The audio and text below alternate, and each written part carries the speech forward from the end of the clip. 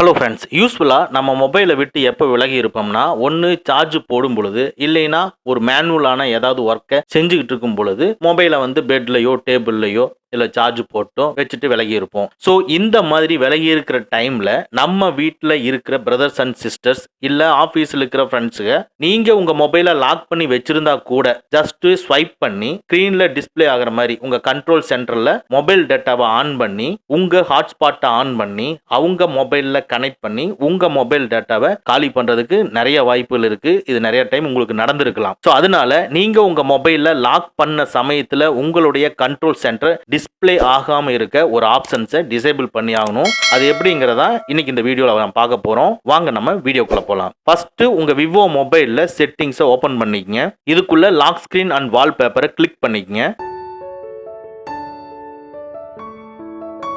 இதுக்குள்ள lock screen செட்டிங்ஸை click பண்ணிக்கங்க.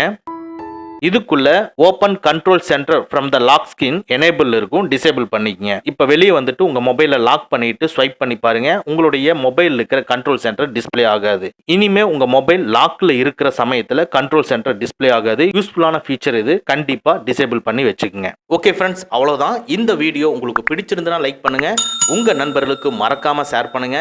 இந்த மாதிரி டெக்னிக்கலான விஷயங்களை நீங்க தெரிஞ்சுக்கணும்னா நம்ம சேனலை மறக்காம சப்ஸ்கிரைப் பண்ணிக்கங்க. கூடவே இருக்கிற பெல் ஐக்கானை ப்ரெஸ் பண்ணிக்க நம்மளுடைய அடுத்த வீடியோ உங்களுக்கு உடனுக்குடன் தெரிய வரும். Thank you friends, thank you very much. see you again in next videos.